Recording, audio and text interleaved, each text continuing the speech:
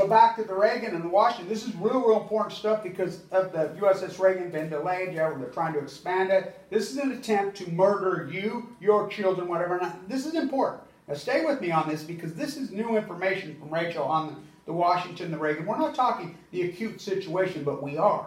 We're talking people that got on these ships later, after time. The murder is still continuing. And the cover-up, because I know what happened in the situation room. I know how it was playing out, as it was happening out. The gunner shields, the Helen Keller didn't know jack shit. I did, because I had the situation room transcript leaked to me in the early days. And I've been in this fight, I know it liars. And so, you were there. This stuff on the Washington, the Reagan, they sent the Reagan right in and just murdered those guys. And now we know that Obama, Holdren, the Joint Chief of Staff, Cartwright, those guys, and I can name them off by name, Jeff Brummel, were in that situation room, and John Holden, 3:43 p.m. Eastern Standard Time on March 11th, we knew these were 4 blown-out meltdowns. They covered it up. So let's talk about when it happened, the evacuation. You intuitively think, oh my God, oh my God, oh my God, and how that, so you know, let's caveat this real quick. The USS Reagan is there. It's right there. Yeah. So inside the situation room, it's playing out. They're like, we know these are meltdowns. We know these are meltdowns. They can't get water on them. They're trying to helicopter and drop. They've got to get water on these fucking cores because they've already exploded. It wasn't the tsunami. It was not the tsunami and this valve going. That's a total fucking lie. These cores cannot handle a 7.8. They fractured, and this is madness in a core. When that core fractures, this fucking thing is on. They melt together and blow up, and this is the unforeseen. We don't even know. It's 60 minutes, took 20 and 50 days to tell you what I told you in the first hour. These things are fucking full-blown out meltdowns. They knew inside the situation room. They knew. So this malice and everything that was going on in Japan was total just that. It was an attempt to murder everybody. They all knew. So let's talk about what was going on, when it happened, where you were at, and how the cover-up, and what people were doing, what you were being told. On March 11th. Yeah, well, at that time, yeah, we didn't know what was happening. I saw the footage on TV, and they were just saying that this is not a nuclear explosion, this is a hydrogen explosion, no worries. You could just go about life on your, as usual. So stop right there. So they're telling you this is a hydrogen blast. Yeah. On March 11th, March 12th. So, again, this is important. John Edwards, I'm going to send this to the Edwards clan, Bonner. They're going to get this today, this afternoon, on the Reagan case. So I've been inside the Reagan case on these hearings. TEPCO will stand inside those hearings and say, what are you suing us? Oh, you guys lied to us, didn't tell us it was a meltdown. Now, this is real important. Because the cat's out of the bag. People didn't want to fucking believe me. Maybe you'll believe me now. Hold on. 3:43 p.m. Eastern Standard Time, March 11th. John Holdren, I will quote, head of the science and technology team inside the situation, inside the White House, all gathered, meeting for night. We knew these were full-blown nuclear meltdowns. So they're telling you, in Japan, a person with a mother with 3 children, brother, your whole entire family's there, and you're military, on the military base. Well, you're not, but my dad was, yeah. And so they're telling you these are hydrogen blasts.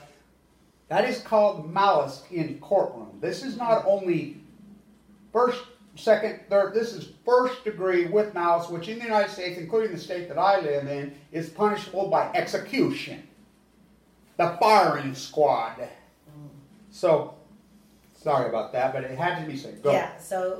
So the Japanese news was the one that was saying that it's just a hydrogen. That was my first information. And then after that, we started getting information from the base. And the information from the base was that they were going to be evacuating everyone, all the Americans. And the embassy, the U.S. Embassy, had the evacuation on their website. And that was up for just a short time. And then they changed it to a voluntary evacuation. So let's stop right there. So what happened inside the situation? I can talk about this now. So the admiral, the Navy admiral, demanded evacuation. Not only did he want all U.S. military personnel evacuated off the entire island of Japan, not just in Okinawa. We're talking Marines and Navy. We're talking 800,000 military personnel. He also wanted all U.S. civilians. He stuck to this. Because we've talked to him in Delmar, including Nano Khan. You and I, Rachel and I talked to him. And so, but I know what happened in the situation room, and this was the argument. So they ordered it. So Obama, ultimate, Cartwright was going to be his next Joint Chief of Staff. The same guy that was indicted, blah, blah, blah. He's the Marine guy. But it was Holdren, Jeff Ramelt, and Rahm Emanuel that were inside there arguing with the Navy. No, you cannot freaking mandatory evacuation. Why? The arguments. You know what they were bringing up? Were they bringing up, oh, you can't panic the United States economy, which everybody thinks? Not brought up. They didn't. You know what it was? What? Their own words. This will destroy the nuclear industry. That was their words. Their total agenda was to protect the nuclear energy industry, period. So go ahead. Mm-hmm. Yeah, so when they ordered the voluntary evacuation, their plans to take people out changed. They were offering flights for civilians and for military people to get out of there. The only flight that I could get on was one going to China.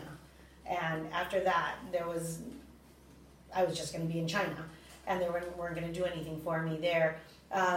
Then I didn't have my kids' passports in order, so I couldn't do that, and I didn't have money at the time either. And they also said that we would have to pay back these flights. So all those people that did the voluntary evacuation, they had to pay back the money for those flights. And so at that time, it seemed to me that this must be a nuclear explosion, not a hydrogen explosion, because why would they be offering evacuation? And again, she had no clue about what nuclear even was. Right. But she's like, this can't hydrogen. She does know what hydrogen is. Mm-hmm. But even then, I wasn't really like, what does that mean? Isn't that bad too? Or I don't know, and not until I started researching and trying to learn what's the difference anyways. Then I was having to be careful of what we did. Like, should we go outside? Should we stay inside? What do we do?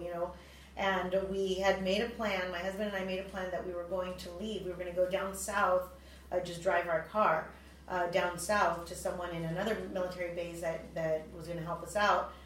But we couldn't get any gas. There wasn't any gasoline. All the gasoline closed. So when this is going on in your mind, in your circle of friends and everything, and first it was let's all get out, mandatory. Then it was voluntary. So how chaotic and panic was it among people there? It wasn't panic at all because the Japanese weren't being told that. The Americans left. The Americans got iodine pills. My mom got iodine pills, and our Japanese friends were like, why did the base people get iodine pills, but we didn't? What's going on here? And so there was confusion there. And but they did say, don't take it unless we tell you to take it. But we had it on hand. And they never told us to take it. And so I never took it. At that time, they don't work, by the way. Yeah, and so the way I knew that I needed to get out was I got a phone call at 6 o'clock in the morning. I believe it was after the second explosion, and all of my friends in Yokosuka, my Japanese friends, had left to Okinawa. They all took flights to Okinawa. In fact, they said that they were flying over Fukushima when the second one blew up. They couldn't see it or anything, but they figured that they got hit with that in the plane. But at that time, I didn't know what was going on. They had known someone that worked in the reactor, who was evacuating their family, and they had told my friends to get far away. They said get out of Japan, and so they all flew to. And this is people Okinawa. Inside the reactor. Yeah. Second, third hand. Yeah, before the second explosion. And so all my friends at 6 o'clock in the morning, I had just seen them that night at like 10 o'clock at night, and then at 6 in the morning, they're already in Okinawa. And they're like, we were trying to call you all night long and you didn't answer. And I'm like, okay. So then and that morning my husband went to work, had a meeting with his friends or his coworkers, and the men, decided that they were going to stay in Japan and keep working, for the economy and they're going to stay. And so I ended up taking a ferry. I had to wait a couple of days to take a ferry to Okinawa without my husband. It was just me and my 3 kids. And my husband dropped us off at the boat, and that was goodbye. And I had no idea what was going to happen. Was Japan going to, was this the end of Japan? That time was really panic because everybody was So they were pouring the water. They were doing everything that they could to. You're just getting television. So Yeah, what I want to get at, here's what I want to get at. I want to get at that what were so-called U.S. officials and Japan officials telling you at the time. So first mandatory evacuation, then it was voluntary, then it was just on your own? Then you're just on your own. But I do have one friend that's pretty high up in the Navy, and he was in the meeting when they decided to change it to a voluntary evacuation. And he told me about it. He said that they changed it, and then they fired or got rid of the guy, the admiral that was there. Yeah. They got rid of him because he wouldn't go along with what they were saying. Right. And so I don't know the guy's name, but that kind of freaked me out. So, and then this is played out. We're almost 8 years later. You know, now 60 Minutes, Leslie Stahl goes there. I know Lake Barrett personally. Lake Barrett and her handyman gardener is Mark, friend of mine, by coincidence. In the early days of Fukushima, he says, well, Kevin Blanche is screaming out, these are full-blown mountain outside, and this is, a year or two after I get cancer, chemo. And Lake Barrett tells him, well, Kevin Blanche is right, every word he says. And he says, well, that's not what you say on TV. You do these other, and he says, well, what was we supposed to tell him? We supposed to panic? And then he says, what do you mean? What was he? Who told you? And he says, yeah, we're being coached. So now he comes out on 60 Minutes, 7.5 years later, and Leslie Stahl says, well, where the cores are burned right, well, where's it at? The Pacific Ocean's right there. By the way, we're sitting right next to the Pacific Ocean. So typos are dead, collapsed, blah, blah, blah. So she says, this is kind of like going to the moon fixing. It's bigger than that. So just what I've been saying all the time. Oh, you can test, whatever, blah, blah. He says, no, we can't. This has never happened before. We don't even know what it is. This is 8 years after the fact. So dive in. Again, the Reagan, the Washington, these people are ongoing being hammered. Get to your data again now. I mean, what you have signed. So how long ago was, tell me this. So how long till you got to the point you says, fuck these guys, I'm going to go do my own scientific research. How long down the road was that? Okay, well, that was probably in June, right about the time when my daughter was going to 6th grade camp. So June 2011. Yeah, I borrowed a Geiger counter from this guy from Northern Europe. His mom had sent him the Geiger counter, and I started testing stuff and started finding that in our area. So what? I want to get at this. Why did you make that decision? Because I was being told that we're too far away from the reactors, that it couldn't you didn't believe them. Yeah, it couldn't possibly reach us. And what it was the green tea got recalled. So, and that was further away that was further west than where our town was. So if that stuff over there is getting recalled, then that means over here is we got hit too, no? So your light went on. Yeah, that's what it was. And so then I wanted to start testing myself, and one of the first tests I did was my daughter's sandbox, my kindergartner's sandbox at her school. At the we school. found that was high, and I had them change out the sand there, and they thought I was crazy, and it was just the principal and me cleaning that up. But anyways, that's another story. But yeah. So you became proactive, and I mean, this is a big jump, and this is important stuff. So you become the citizen scientist, just the intuitive of the mother, and at some point, a lot of people didn't believe him. I mean, it's tremendous, everything, but that's the big thing here. As I actually acted, Peter actually acted, but you acted in an incredible scientific way as the mother, and so this is important for people to get. How did you say, because you're green as grass on this, yet you were smart enough to go say, hey, I'm going to the schools, I'm going to get it. She snuck in dumpsters, she got it, and then she's like, she sent it to independent labs, and we have the data. Mm-hmm. So, I'm telling you, it's such empirical, unarguable science, and you just did it. Yeah. I think it's important to note, too, that she paid for this stuff. Yes, exactly. We need to get her reimbursed on that. Yeah, right? I mean, she didn't have money. She did it on her own. I mean, this is an incredible story. I had to kind of do it in secret behind my husband's back, which I don't. Because he's Japanese. Yeah, and he thought he just saw what was on the news, and I would ask him, please, just look at what I found. Look at what I found, and I even would put stuff in his face, like those emails. I showed him, look, they're feeding the beef to the kids. And, but he's like, I don't want to look at it. He just totally refused to even consider it, as he threatened to put me in a mental hospital at one point. But I was just so wanting to prove that I was right on what I thought, but I would tell him so many times that I hope to God that I'm not right. I would give anything to be wrong. I hope I'm wrong. But of course I wasn't. I was the same way in the early days, but I knew I wasn't. And I'm like, everybody used to tell me, Kevin, you're getting my children, my family. It cost me my PhD, cost me my academia career, almost cost me my life, everything. But I knew it was so big and so powerful and driven like you. And people say, if you get this wrong, I said, I'm not wrong. Mm-hmm. They're covering this up, and so, but I had more of a scientific and logical background because of my past, but you didn't. Mm-hmm. And you just did it up the intuitive. It's incredible. I mean, people need to, me oh my, Nobel Prize. Wow. So, in October, right when you got cancer, around the same time that you got cancer, my birthday's October 15th, and so I got sick October 13th. Yeah, it was right about that time, and my friends had all pitched in and bought me a Geiger counter. Nice. So I was like, this is the weirdest present. I would never thought I would get this for my birthday. Like all these ladies like pitched in to buy it. It was like $400. It was $400, and so yeah, they were concerned. And also they knew that I wasn't shy about going and testing. None of them wanted to have one. That's the thing that I think is so fantastic. And I think I've met your family, I've met your mom, whatever. Growing up in Chula Vista, growing up in San Diego, you're fearless and you're logical. And which, wow, that's the thing. The citizen scientist, it's very scary. Mm-hmm. And you learned that, with threats on your life and whatever, but you did it anyway. Yeah. You think it was the mother in you that drove you? Well, yeah, because that was my whole point, was trying to figure out, can I live here? How can I live here? Is the radiation even here, or am I crazy?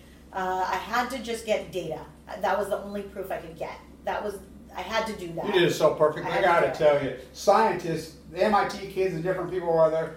It's because they come at us, but I'm telling you, people ask, well, there's got to be, there aren't other ones. You're it, myself and you, and then Peter leaking it up. I'm telling you, this is an amazing path and amazing story. You being proactive, going in as the mother.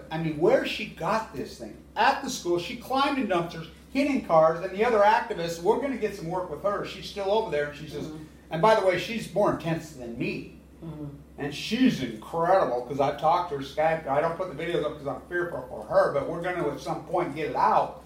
But you did it so perfectly, and you are a non-scientist, because it's unarguable, because you sent it to independent labs. Mm-hmm. You got multiple places, multiple spots. You did it in the best places. And then the data, Peter hooks up with you holding hands on the beach. Yeah, and he only worked for Greenpeace for 3 days, and I warned him against it. I said, Peter, you got to work with them devil, lying thieves. And he says, God, you warned me 3 days, but it hooked you two up. So thank you, asshole Greenpeace. The only service you committed so we could stick it to you liars by him working. How much did you make there in 3 days? They paid me $15 an hour, but I didn't get them anything because I couldn't sell anything. Why would you want to? Well, that's probably why I didn't sell anything, because I didn't really want to, because I really didn't believe in it. But you go to the beach. Tell the story again, briefly. Of going to the beach, to the hands... yes, and how you met Rachel. So we were holding hands, and we started talking about nuclearism. And now tell her where you was holding hands, where you was at, and how you became... Well, the Hands Across the Sand is a nationwide event that they do at all kinds of different beaches all over the country. And probably all over the world, and it's Greenpeace and a number of other organizations. I was with Oceana and Greenpeace, right? Which are both frauds, by the way. Don't say that, Kevin. So yeah, so I was going to go participate, and I've done my bit with you. Kevin was the impetus for me to become any kind of activist at all. So that was a total. That's kind of what my message is in a lot of ways about this whole thing, is that it was all completely organic. It happened because it's supposed to, because that's the way things work sometimes. I got into anti-nuclearism, as a long time. You probably, some people out there might have seen a picture of me in a no nuke shirt. Great picture. That's from Munich in 1984. Beautiful. So I've always been against nukes and violence and war and stuff. I didn't know much about it, but now I do. So you go to the event. So I Rachel goes to the event, and you just happen to be holding hands? We were holding hands. Because they're building the chain. So think about that. I want you to think about that story. So they just join, and their hands hold, and then they start talking. And she's like, well, Peter says, I work for Post Ignorance Bar. Go ahead, you tell it, Peter. Yeah, so I told her I work, that I'm Kevin's right hand man here in San Diego, and she almost started crying. She was like, Kevin Blanche. Yeah. I love that guy, and so we kept on talking, and just we got back to the tent where everything was kind of organized because the event was over, and she was dealing with people she knew and stuff, and I just called Kevin and told him what I heard and that she had told me all about living in Japan and doing all this sampling and having all this data and stuff, and I knew then Kevin had to hear this. And so, I didn't know that it would turn into all this. I kind of had an inkling, though, Yeah. We talked about it. I'm like, God, Peter, this is powerful stuff. She really does have this data. Like you said, this is going to shock the world, right? And so he says, no. And I said, well, what about it? It's a real deal, yeah. I asked him straight up. I said, because we get lots of crackpots. A lot of people think, but we have a good army. And There's no filter here. There's no right. way. And I said, Peter, what's so your it's organic because there was no filter. It was this thing that happened that joined the forces of people that were on the same page, And that's what we're all about, right? You and I were all peace activists, and so the PLUs, people like us, right? Right, and so I asked her, well, what's your gut feel? Is she the real deal? Oh yeah. Oh yeah. And I said, well, I'm getting on a plane now, right. And so I didn't have any money. All right. I was broke and I'm scrambling, whatever, and so and it's funny because I got on a website and there's a plane flight 2 days and it had been discounted like one way, no money, nowhere to stay, right. $119, and I looked and I had $121 in my bank account. So I went, boom! I flew down here, didn't have anything, but Rachel picked me up. We go to Tourmaline Canyon where I've been sitting forever, where the handprint, Lisa's holding the freaking camera, the Lisa handprint. Oldest surf park in the world. Right, and so we meet, and I said, let's just do this, Rachel. I never know her and everything. We sit down there on that bench, and she just spilled it out. And that video, because the MIT scientists, these people said, that data video is changing the world. Right. Because she's the only one that did it, and it is the only, because they covered it up and they lied. But they didn't count on this, what you're talking about. Because our light is stronger than their lies. Right. Our organic spirit, my Savior Cancer, you and I meeting because of San Diego, Chula Vista, and we're going to celebrate this with what I call the San Diego Margarita. Right. Because Chula Vista is famous for their lemons, and that's where she's from. He's, born and raised here, Hillcrest boy, and so, my place, PB, and so it's always here, right? It's always San Diego, this place, the sun. So, and the reason I do this, I want to tell you about, it's disturbing. But the reason I do this, the sun's still here, the angle, they can try to fuck it up all they want. It ain't gonna work. So, the lemon, a tequila, it's a margarita, a San Diego margarita. We're going to celebrate all this. It's down in San Diego. No, it ain't no tequila and lemon juice. No. This is us. All it is straight good Mexican tequila. Because what is Chula Vista? It's somebody's Tijuana. Come on, it's Mexico. We call it Chulawana. Chulawana. This is Mexico, please. Don't tell me, America, we need a fence. Bullshit. This is Mexican. Todo el mundo habla español. This is and more Spain and so we'll take the bite out. The bite out of lemon. There's no sugar. There's no additive. There's no salt. You want some salt? Go to the fucking sea and get some salt. Well, they invented the margarita in Tijuana for the Hollywood people that used to go down there and party. There you have it. And the Caesar salad too. Yeah, Caesar salad. Yeah. So I can't tell you how much I love you, Rachel. You are a gem, and I tell her that every time. Same with you, Peter. Yeah, right. And Lisa. Wow, I love you guys. I talk about this all the time. They're like, "Where are you going?" I said, "I'm going back to where there's just a couple of really beautiful souls that still exist out there, right. And our army's out there, right. And fuck with our army, and you know who you are, and whatever there." So they want to their lies to try to overcome us. But them hands, and you guys shake like you did. Hold hands like you did on the beach. On the beach? Actually, I was on that side. Yeah, she was on that side. Like this, well, stand up and get on the other side. Right. But see, I wanted to be on the end of the line. I wanted to be on the far south end of the line. And I was just late to the party. And Rachel with a friend over here to her right.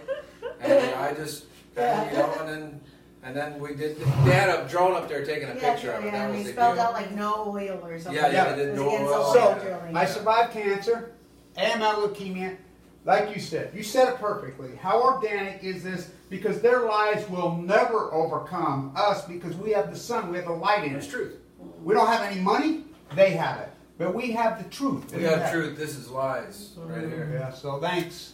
Yeah. Thanks, Rachel. It's so powerful It's story. actually from the front of my house. I posted this in the front of my house because all the kids would walk by going to school, and I hung this from my fence. And man, That was in Japan? yeah, Oh, shit. I was pointing down right here. It's 0.7 microliters Nice. per hour, and then You hung this on the Yeah. fence in front of your house. yep. Oh, great. That's why, like rain and stuff, you could see it. But man, yeah, my husband told me to take it down so many times. I was like, nope. People need to know what they're walking in, what they're stepping in, Absolutely. and they're gonna walk into their house. And what's proven out Well, they take off their is shoes, but they came after us, thought we were crazy, whatever, but we were doing nothing but telling the truth. And how did we know the intuitive light, the San Diego light? Us, because just we ran off pure intuitive instincts. And they're postured, groomed, philosophical, scientific, which is nothing but golden half-calf lies. They thought they could defeat us. Well, I'm alive. And we hope Pacific Ocean, they've almost killed her, and everybody's participated in this fucking lie. I'll tell you what, cancer karma's a motherfucker, and when you die, your soul's going to be sucked into a black hole for time and our eternity. Our light carries on. For our children, our grandchildren, because I did this for one reason, the same reason you did this. I love my grandchildren. I love my children. Everybody says, why are you doing this? I says, you see my grandchildren? You ever seen them? You know, Chris Hedges, he says, I fight fascists because they're fascists. Nice. Yeah, But, right. Yeah. Beautiful line. Yeah. But, we do it because we love, and, Yeah. I love the animals. I love the seals. We love the plants, but we Love the really, humans. that's what the light is. That's what it's supposed to be, what you did and why you did it. So it makes it so perfect. So we'll wrap it up, and we'll get more. It's important stuff because of this Washington data. It's new. It's historic. So stay in tune. Thanks, Go Rams. Rachel.